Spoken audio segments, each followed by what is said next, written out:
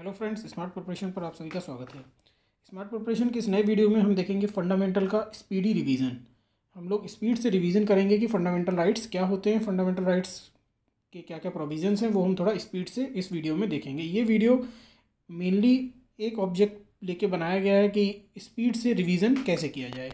तो चलिए बिना देर के हुए शुरू करते हैं। सबसे पहले आता है कि फंडामेंटल राइट्स अडॉप्ट किए गए हैं यूएसए के कॉन्स्टिट्यूशन से, यानी कि अमेरिका के कॉन्स्टिट्यूशन से ये लिए गए हैं। प्रोविज़न इन कॉन्स्टिट्यूशन, ये पार्ट 3 में है हमारे कॉन्स्टिट्यूशन के। पार्ट 3 में article 12 to 35, part 3 article 12 to 35। आगे देखते हैं, ये है डिस्ट्रीब्यूशन फंडामेंटल राइट का। Number of fundamental rights in the constitution. सबसे पहले आता है आर्टिकल 14 टू 18, इसको बोलते हैं राइट टू इक्वलिटी। नेक्स्ट आता है आर्टिकल 19 टू 22, इसको बोलते हैं राइट टू फ्रीडम। नेक्स्ट आता है आर्टिकल 23 टू 24, इसको बोलते हैं राइट अगेंस्ट एक्सप्लॉयटेशन। नेक्स्ट आता है आर्टिकल 25 एंड 26, 27 एंड 28, इसको बोलते हैं right of freedom of religion. Next आता है आर्टिकल 29 एंड 30, इसको बोलते हैं cultural and educational rights.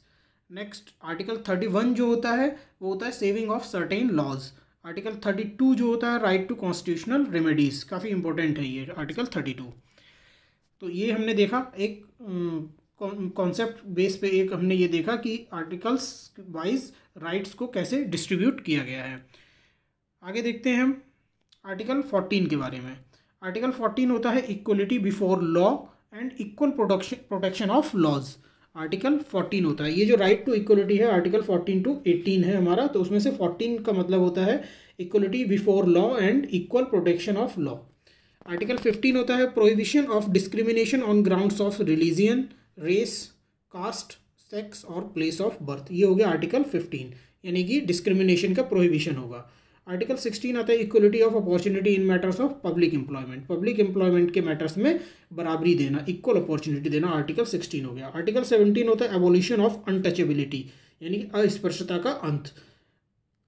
Abolition of untouchability article 17 हो गया। आर्टिकल 18 आता है एबोलिशन ऑफ टाइटल्स, यानी कि जो भी टाइटल्स होते हैं उनका एबोलिशन करना। नेक्स्ट देखते हैं, ये तो हमने 14 से 18 तक देख लिए। अब हम देखते हैं राइट टू फ्रीडम जो होता है हमारा 19 टू 22 होता है राइट टू फ्रीडम। तो इसमें जो राइट 19 आता है, आर्टिकल 19 होता है total 6 types of freedom including freedom of expression. Article 19 में 6 टाइप्स की फ्रीडम दी गई है इंक्लूडिंग राइट टू स्पीच या फिर राइट टू एक्सप्रेशन। नेक्स्ट आता है article 20 protection in respect of conviction of offences. Article 21 आता है protection of life and personal liberty. Article 21 काफ़ी इंपॉर्टेंट है, इसको भी हम आगे थोड़ा डिटेल में देखेंगे। आर्टिकल 21, और ये एग्जाम के पॉइंट ऑफ व्यू से मोस्ट इंपॉर्टेंट होता है। आर्टिकल 22 आता है protection against arrest and detention in certain cases. Article 22 protection against arrest and detention in certain cases. Next देखते हैं आर्टिकल 19 को थोड़ा डिटेल में देखेंगे। Freedom as provision in article 19 of the constitution. हमने बताया आर्टिकल 19 में 6 टाइप की फ्रीडम्स होती हैं। तो सबसे पहली जो होती है आर्टिकल 19(1)(a), इसको बोलते हैं right to freedom of speech and expression, यानी कि बोलने और अभिव्यक्ति की आज़ादी होती है, right to freedom of speech and expression. Next article 19(1)(b) आता है right to assemble peacefully without arms, यानी कि बिना हथियारों के कहीं पर एकत्र होने की जो आज़ादी होती है वो राइट है हमारा। तो right to assemble peacefully without arms 90 का 1 का बी हो जाएगा ये। आर्टिकल 19(1) का सी हो जाएगा right to form associations of unions, union बनाने का हमारे पास राइट होता है। आर्टिकल 19(1)(d) होता है right to move freely throughout the territory of India. India की टेरिटरी में फ्रीली मूव करने की हमारे पास आज़ादी होती है, ये हमारा राइट है आर्टिकल 19(1)(d). आर्टिकल 19(1)(e) आता है right to reside and settle in any part of the territory of India. जब 19 में हम घूम चुके हैं, 19(1)(d) में जब हम कहीं पर हमको घूमने की आज़ादी मिल गई, तो ई में हमको हो जाता है कि right to reside and settle in any part of territory of India. India की टेरिटरी में कहीं पर भी हम रह सकते हैं और बस सकते हैं। नेक्स्ट आर्टिकल 19(1)(g) आता है right to practise any profession और to carry to any occupation, trade और बिजनेस, यानी कि हम कोई भी प्रोफेशन कर सकते हैं, कोई भी व्यवसाय अपना सकते हैं या फिर कोई भी व्यापार कर सकते हैं। तो ये आर्टिकल 19 के टोटल 6 आपके पास आज़ादी होती है, फ्रीडम होती है। सबसे पहले होती है, इसको रिवाइज करते हैं, freedom of speech and expression. सबसे पहले तो हमारे पास बोलने की और अपनी बात को अभिव्यक्त करने की आज़ादी होती है। दूसरी हमारे पास जो राइट होता है वो होता है कि हम पीसफुली यानी कि शांतिपूर्वक तरीके से बिना हथियारों के हम कहीं पर एकत्र हो सकते हैं। जब हम एकत्र हो सकते हैं तो हम एक यूनियन बना सकते हैं, नेक्स्ट हो जाता है। जब हम यूनियन बना सकते हैं तो हम पूरे भारत में कहीं पर भी घूम सकते हैं, ये 19D हो जाता है, 19(1)D। जब हम घूम सकते हैं तो हम कहीं पर बस भी सकते हैं और कहीं पर सेटल हो सकते हैं, रह सकते हैं, तो ये 19(1)E आता है। 19(1)G होता है, जब हम रह सकते हैं तो हम कोई व्यापार भी कर सकते हैं। तो इस तरीके से हम शॉर्ट तरीके से हम 19 के पूरे 6 जो फ्रीडम है हमारे पास वो हम याद कर सकते हैं। नेक्स्ट देखते हैं आर्टिकल 23 क्या कहता है। Prohibition of traffic in human beings and forced labour. जो भी फोर्स्ड लेबर है यानी कि बालात श्रम है, जो जो ज़बरदस्ती कोई श्रम करवाया जाता है, उसका प्रोहिबिशन आर्टिकल 23 करता है। आर्टिकल 24 मोस्ट इंपॉर्टेंट होता है, ये prohibition of employment of children under the age of 14 in factories, यानी कि 14 साल से कम के बच्चों के लिए जो एम्प्लॉयमेंट है उसको प्रोहिबिट करता है आर्टिकल 24। ये काफ़ी इंपॉर्टेंट है। अब हम देखते हैं थोड़ा सा डिटेल में आर्टिकल 21। जो आर्टिकल 21 जो है वो हमारे फंडामेंटल राइट्स की काफ़ी इंपॉर्टेंट पार्ट है और एग्जाम के पॉइंट ऑफ व्यू से बहुत ही ज़्यादा इंपॉर्टेंट हो जाता है। तो जो इससे जुड़े हुए पहले तो केसेस देखते हैं कौन कौन से थे। Govind versus state of MP case एक हुआ था, एक हुआ था Khadak Singh versus state of UP case. तो जो Khadak Singh versus state of UP case हुआ था उसमें 19(1)D जो था, right to free move throughout the territory of India, जो हमको पूरी टेरिटरी में फ्रीली मूव करने की जो आज़ादी मिली थी, इसको got the right to privacy, got the right of privacy when it was merged with article 21 right of life. 19(1)D को आर्टिकल 21 के साथ यानी कि राइट टू लाइफ के साथ मर्ज भी कर दिया गया था। आर्टिकल 21 क्या कहता है। No person shall be deprived of his life and personal liberty except according to procedure established by law। इसके जो इंपॉर्टेंट केसेस हैं वो एक ये भी आता है, A.K. गोपालन वर्सेस स्टेट ऑफ मद्रास 1950 में, Menaka Gandhi versus union of India 1978 में मोस्ट इंपॉर्टेंट केस है आर्टिकल 21 से रिलेटेड। तो इसमें मेनका गांधी वर्सेस जो यूनियन ऑफ इंडिया केस था, इसमें बोला गया था prohibition is possible on the basis of fair and justified case of life and personal liberty, यानी कि prohibition is possible on the basis of fair and justified case of life and personal liberty। Life and personal liberty का fair और justified case होगा, वहीं पर ही provision संभव है। Article 21 के अंतर्गत और कौन कौन से राइट हमारे कवर होते हैं उनको जरा हम स्पीड से देखते हैं। सबसे पहला होता है राइट टू स्पीडी ट्रायल। ये हमारा राइट होता है कि हम कोर्ट से कह सकते हैं कि हमारे केस का स्पीडी ट्रायल किया जाए। नेक्स्ट आता है right against putting stick fetters in feet. Next आता है right to good roads. Next आता है राइट टू रेपुटेशन। नेक्स्ट आता है right against sexual harassment of woman at workplace. Next आता है right against violence of custody, violence in custody, custody में violence नहीं होना चाहिए, ये भी राइट है हमारा। नेक्स्ट आता है right against delay in execution of a death sentence, यानी कि अगर किसी को डेथ सेंटेंस मिला है, किसी को मौत की सज़ा या फिर फांसी की सज़ा मिली है, तो उसमें डिले नहीं किया जा सकता। नेक्स्ट आता है राइट अगेंस्ट सॉलिटरी कन्फाइनमेंट, यानी कि किसी को अकेले जेल में नहीं डाला जा सकता है। और भी इससे जो मेजर राइट्स हैं वो देखते हैं। तो right to choose life partner under 19 article 20, 21 and 19। Right to choose life partner को चूज़ करने का हमारा जो अधिकार है वो आर्टिकल 19 और 21 में कवर होता है। नेक्स्ट आता है right to live a life of dignity includes the right to die in the dignified manner. Article 21 में ही ये भी कवर होता है कि हम एक डिग्निटी के साथ रहें और हम एक डिग्निफाइड मैनर में हम मौत को भी चुन सकते हैं। आगे देखते हैं और आर्टिकल 21 में कौन कौन से। Right to protection of life आता है, राइट टू हेल्थ आता है, medical assistance to the injured by a doctor, ये भी एक राइट है जो कि 21 में ही कवर होता है। Right of woman to live with dignity, right to privacy, clean environment, right to live in a pollution free water air and protection against harmful industries, ये भी आर्टिकल 21 में ही कवर होता है।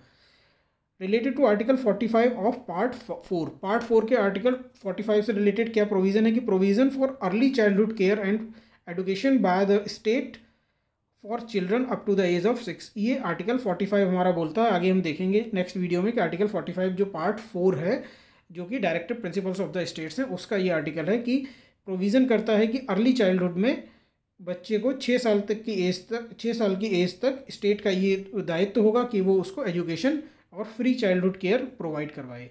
लेकिन 86 जो कॉन्स्टिट्यूशनल अमेंडमेंट हुआ, 86वां जो संविधान संशोधन 2002 में हुआ था, इसमें आर्टिकल 21A जोड़ा गया। इसमें ये जिम्मेदारी दी गई the state shall provide free and compulsory education to the children of age group of 6 to 14 years. ये हमारा फंडामेंटल राइट बन गया article 21A। Article 21A 86 constitutional amendment में जोड़ा गया 2002 में, और ये कहा गया कि ये 6 से 14 साल के बच्चों को फ्री और कंपलसरी एजुकेशन प्राप्त करना एक फंडामेंटल राइट होगा। इसी चीज़ को फंडामेंटल ड्यूटीज़ में भी इन्वॉल्व किया गया। फंडामेंटल ड्यूटीज़ में आर्टिकल 51K में इसको इंक्लूड किया गया कि it shall be the duty of every Indian citizen to provide the opportunity of education to the child by their parents और guardians between the age of 6 to 14। पहले तो इसको फंडामेंटल राइट बनाया गया कि हर बच्चे का 6 से 14 साल की उम्र में फ्री एजुकेशन पाने का अधिकार है, ये राइट फंडामेंटल राइट है। लेकिन इसके साथ साथ इसको फंडामेंटल ड्यूटी भी बनाया गया, आर्टिकल 51A का K बनाया गया कि हर पेरेंट या फिर जो भी पेरेंट्स हैं इंडिया में और या फिर गार्जियंस हैं, उनकी ये जिम्मेदारी होती है कि वो बच्चों को 6 से 14 साल की एज तक फ्री एजुकेशन की अपॉर्चुनिटी प्रोवाइड कराएं। तो एक तरीके से ये एक राइट भी है, एक ये ड्यूटी भी है, और ये स्टेट की जिम्मेदारी भी है। आर्टिकल 45 में ये स्टेट की जिम्मेदारी भी है। तो ये हमने देखा 6 to 14 एज ग्रुप को जो एजुकेशन प्रोवाइड करने वाला मैटर है, ये हमारे कॉन्स्टिट्यूशन में तीनों जगह शामिल है। एक तो DPSP में स्टेट को ये कहता है कि आपकी ये जिम्मेदारी है, आर्टिकल 21A में कहता है ये आपका अधिकार है, और आर्टिकल 51A का K कहता है कि ये आपकी ड्यूटी है, ये आपका कर्तव्य है, पेरेंट्स का कर्तव्य है कि वो बच्चों को एजुकेशन प्रोवाइड करवाएं। आगे देखते हैं, आर्टिकल 21 में ही कवर होता है राइट टू ट्रैवल अब्रॉड, बाहर जाने विदेश यात्रा करने के लिए जो अधिकार है वो भी इसी में शामिल होता है। Right not to go out of the state, अपने स्टेट से बाहर ना जाने की भी अगर इच्छा है किसी की तो वो भी उसका अधिकार है। Right to free legal aid, यानी कि अगर कोई कानूनी सहायता चाहता है तो उसको फ्री ऑफ कॉस्ट प्रोवाइड कराई जाएगी, ये भी इसी में शामिल होता है। राइट टू शेल्टर, शरण लेने का भी जो अधिकार है वो भी आर्टिकल 21 में शामिल होता है।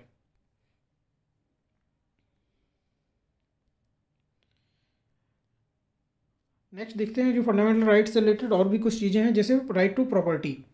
पहले राइट टू प्रॉपर्टी जो हमारा हुआ करता था वो 19(1) का F हुआ करता था, और आर्टिकल 31 में भी ये हुआ करता था राइट टू प्रॉपर्टी। लेकिन इसको अब फंडामेंटल राइट ना बना के इसको अब लीगल राइट बना दिया गया है। Legal right mentioned in article 300A of the constitution, इसको आर्टिकल 300A में मेंशन करके इसको प्रेजेंट स्टेटस में इसको एक लीगल राइट बना दिया गया है। पहले ये एक फंडामेंटल राइट हुआ करता था। ये लीगल राइट कब बनाया गया? 44th कॉन्स्टिट्यूशनल अमेंडमेंट हुआ 1978 में। काफ़ी बार एग्जाम्स में पूछा जाता है कि किस संविधान संशोधन के तहत जो राइट टू प्रॉपर्टी था उसको फंडामेंटल राइट से लीगल राइट में कन्वर्ट किया गया था। तो ये 44वां संविधान संशोधन था हमारा।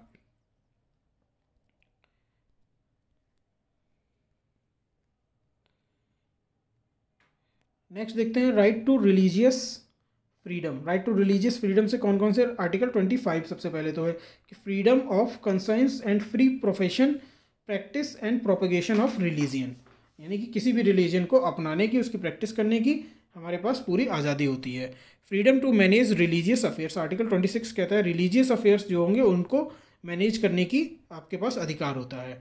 आर्टिकल 27 जो होता है वो freedom as to payment of taxes for promotion of any particular religion, किसी भी पर्टिकुलर रिलीजन को प्रमोट करने के लिए जो भी आप एक्सपेंसेस करेंगे वो टैक्स फ्री हो जाएंगे।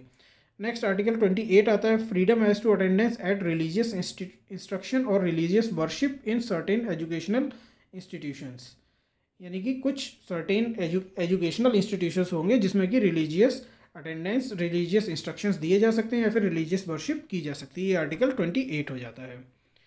नेक्स्ट देखते हैं आर्टिकल 29 जो होता है वो protection of interest of minorities होता है। माइनॉरिटीज़ के इंटरेस्ट को प्रोटेक्ट करने के लिए आर्टिकल 29 होता है। आर्टिकल 30 होता है right of minorities to establish and administer educational institutions, यानी कि माइनॉरिटीज़ का ये अधिकार होता है कि वो अपने एजुकेशनल इंस्टीट्यूशंस को इस्टेब्लिश कर सकते हैं और उनको एडमिनिस्ट्रेट कर सकते हैं। अब देखते हैं on the declaration of national emergency, अगर देश में नेशनल इमरजेंसी घोषित हो जाती है तो हमारे फंडामेंटल राइट्स पर क्या प्रभाव पड़ता है। आर्टिकल 358 कहता है कि आर्टिकल 19 ऑटोमेटिकली सस्पेंड हो जाएगा। मोस्ट इंपॉर्टेंट है कि आर्टिकल 19 तो ऑटोमेटिकली सस्पेंड हो जाता है। आर्टिकल 359 कहता है कि other fundamental rights suspended by the president, president चाहे तो अन्य फंडामेंटल राइट्स को भी सस्पेंड कर सकते हैं। 44th कॉन्स्टिट्यूशनल अमेंडमेंट जो आया उसमें बोला गया कि सस्पेंशन ऑफ आर्टिकल 20 एंड 21 भी हो जाएगा। अब इस पूरे जो वीडियो हमने देखा इसमें हम इंपॉर्टेंट फैक्ट्स के में कुछ देख सकते हैं जो एग्जाम के पॉइंट ऑफ व्यू से इंपॉर्टेंट है। सबसे पहला है कि supreme court propounded the principle of basic structure of the constitution. Supreme court ने basic structure of the constitution किस केस में माना था? ये Keshavananda Bharati versus Kerala state case था 1973। एग्जाम में ये केशवानंद भारती केस को उसके ईयर से मैच कराने के लिए भी दे सकते हैं, तो ईयर के साथ इस केस को याद रखेंगे। नेक्स्ट आता है राइट टू एजुकेशन। ये जो 2009 एक्ट था ये कब लागू हुआ था? Came into force on 1 April 2010 को, 1 अप्रैल 2010 को। नेक्स्ट आता है the supreme court has held the right to information enriched. Supreme court ने जो राइट टू इन्फॉर्मेशन था, जिसको कि आरटीआई बोलते हैं, इसको किस आर्टिकल के तहत रखा है? तो इसको रखा है आर्टिकल 19(1)(a), आर्टिकल 19(1)(a, इसको कि राइट टू इन्फॉर्मेशन बोलते हैं। नेक्स्ट आता है under the direct imprisonment act, check it, a person can be imprisoned without trial for, यानी कि बिना ट्रायल के एक व्यक्ति को कितने महीने की मैक्सिमम जेल दी जा सकती है? तो वो है 3 महीने की। नेक्स्ट आता है no accused can be compelled to be a witness against himself is provision in, यानी कि कोई भी जो दोषी होगा वो खुद के खिलाफ विटनेस बनने के लिए उसको मजबूर नहीं किया जाएगा। तो ये आर्टिकल 20 का 3 है कॉन्स्टिट्यूशन में। नेक्स्ट आता है under the term Hindu used in article 25 of the Indian constitution includes, यानी कि आर्टिकल 25 में जो हिंदू शब्द का उपयोग किया गया है उसमें कौन कौन लोगों को शामिल किया गया है? तो उसमें हिंदू शब्द के अंदर बुद्धिस्ट, जैन और सिख तीनों लोगों को शामिल किया गया है। नेक्स्ट आता है bonded labour abolition act pass by the Indian parliament in 1976। तो इस तरीके से दोस्तों हमने इस फंडामेंटल राइट्स का ये स्मार्ट और स्पीडी रिवीजन देखा। ऐसे ही स्मार्ट और इंपॉर्टेंट वीडियोस को देखने के लिए हमारे चैनल स्मार्ट प्रिपरेशन को लाइक करिए, शेयर करिए और ज़्यादा से ज़्यादा सब्सक्राइब करिए। Thank you.